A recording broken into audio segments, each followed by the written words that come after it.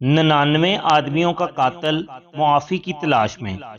حضرت ابو سعید خدری رحمۃ اللہ علیہ فرماتے ہیں کہ نبی کریم صلی اللہ علیہ وآلہ وسلم نے فرمایا، تم سے پہلی امتوں میں سے ایک شخص نے 99 قتل کیے، پھر اس نے زمین والوں سے پوچھا کہ سب سے بڑا عالم کون ہے؟ اسے ایک بہت بڑا راہب عیسائیوں میں تارک الدنیا عبادت گزار کا پتہ بتایا گیا۔ وہ شخص اس راہب کے پاس گیا اور یہ کہا کہ اس نے 99 قتل کیے ہیں، کیا اس کی توبہ ہو سکتی ہے؟ اس نے کہا نہیں۔ اس شخص نے اس راہب کو بھی قتل کر کے 100 کی گنتی پوری کر دی۔ پھر اس نے زمین والوں سے پوچھا کہ سب سے بڑا عالم کون ہے؟ تو اس کو ایک اور عالم کا پتہ دیا گیا۔ اس شخص نے کہا اس نے 100 قتل کیے ہیں، کیا اس کی توبہ ہو سکتی ہے؟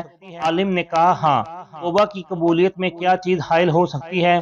فلاں فلاں جگہ جاؤ، وہاں کچھ لوگ اللہ تعالیٰ کی عبادت کر رہے ہیں، تم ان کے ساتھ اللہ کی عبادت کرو اور اپنی زمین کی طرف واپس نہ جاؤ کیونکہ وہ بری جگہ ہے۔ وہ شخص روانہ ہوا۔ جب وہ آدھے راستے پر پہنچا تو اس کو موت نے آ لیا اور اس کے متعلق رحمت اور عذاب کے فرشتوں میں اختلاف ہو گیا۔ رحمت کے فرشتوں نے کہا یہ شخص توبہ کرتا ہوا اور دل سے اللہ تعالیٰ کی طرف متوجہ ہوتا ہوا آیا تھا، اور عذاب کے فرشتوں نے کہا اس نے بالکل کوئی نیک عمل نہیں کیا۔ پھر ان کے پاس آدمی کی صورت میں ایک فرشتہ آیا۔ انہوں نے اس کو اپنے درمیان حکم یعنی کہ فیصلہ کرنے والا بنایا۔ اس نے کہا دونوں زمینوں کی پیمائش کرو اور جس زمین کے زیادہ قریب ہو اسی کے مطابق اس کا حکم ہوگا۔ جب انہوں نے پیمائش کی تو اس زمین کے زیادہ قریب تھا جہاں جانے کا اس نے ارادہ کیا تھا۔ پھر رحمت کے فرشتوں نے اس پر قبضہ کر لیا۔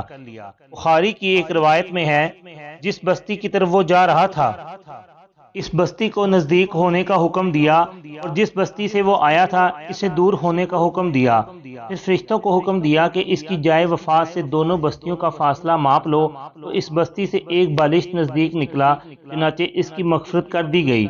اس حدیث کا مطلب یہ ہے کہ اللہ کریم کو بندے کا کوئی عمل اگر پسند آ جائے تو اس کی لاکھ خطاؤں کے باوجود اس کی معافی کی کوئی راہ نکل آتی ہے، اور یہ مطلب ہرگز نہیں کہ اللہ تعالیٰ وسیع المغفرت کو دیکھ کر انسان بے دریغ خطائیں کرنے لگ جائے اور گناہ کے کاموں کو نہ چھوڑے، یہ خیال کرتے ہوئے کہ اللہ تعالیٰ بڑا غفور الرحیم ہے۔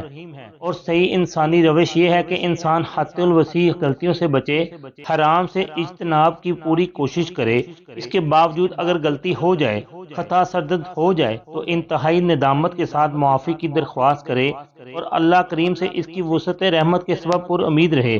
بے شک وہ خطاؤں کا معاف کرنے والا ہے، اسے معاف کر دینا پسند بھی ہے اور اس کی شان کریمی کے لائق بھی ہے۔ اللہ تعالی ہماری تمام غلطیاں معاف فرمائے، عمل کی توفیق عطا فرمائے۔ لائک اور شیئر کر دیں، چینل کو سبسکرائب اور فالو کر دیں۔